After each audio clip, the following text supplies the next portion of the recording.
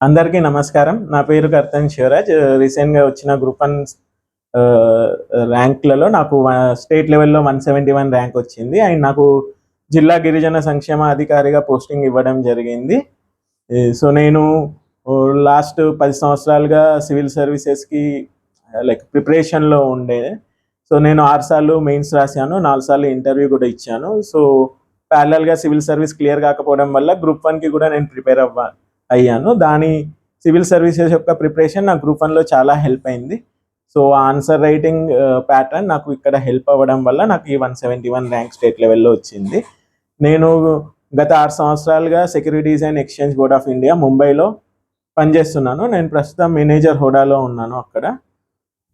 నాకు ఈ ర్యాంక్ రావడానికి చాలా సంతోషంగా ఉంది. నాకు ఈ ర్యాంక్ రావడానికి ప్రధాన కారణం మా పేరెంట్స్ యొక్క ప్రోత్సాహం, హెల్ప్, వాళ్ళ యొక్క మోటివేషన్ నాకు చాలా హెల్ప్ అయింది.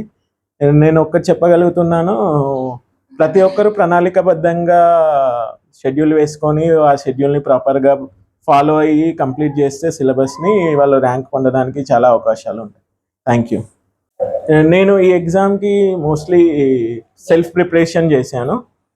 నేను ఆన్లైన్లో ఉండే మెటీరియల్స్ నుండి ఇన్ఫర్మేషన్ గ్యాదర్ చేసి ఏది చదవాలి, ఏది చదవద్దు అనే దాన్ని చాలా సెగ్రిగేట్ చేశాను. దీనికోసం నేను కొన్ని ప్రీవియస్ పేపర్స్ క్వశ్చన్స్ ఏం రావచ్చు అని కోచింగ్ ఇన్స్టిట్యూట్ నుండి క్వశ్చన్స్ చూసి ఏ టాపిక్స్ ఇంపార్టెంట్ కాదు అని చూసి ఆ ఇన్ఫర్మేషన్ గ్యాదర్ చేసుకొని రివిజన్కి ఈజీగా ఉండేటట్టు మెటీరియల్ని షార్ట్ చేసేసి ప్రిపేర్ అయ్యాను. ఈ రివిజన్స్ ఎక్కువ సార్లు చేయడం వల్ల నాకు చాలా హెల్ప్ అయింది ఆ కంటెంట్ చదివింది రెప్లికేట్ చేయడానికి ఆన్సర్ రైటింగ్లో. మా అబ్బాయికి చిన్నప్పటి నుంచి మాకు అసలు కలెక్టర్ కావాలని కోరిక ఉండేది.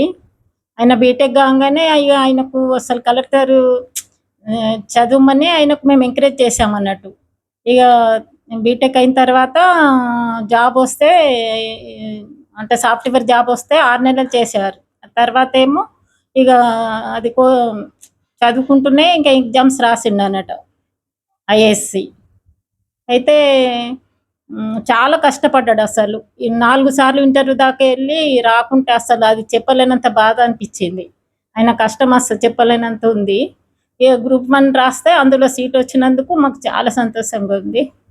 జిల్లా అధికారిగా ఎంపిక అవ్వడం మాకు అసలు చెప్పలేనంత ఆనందంగా ఉంది.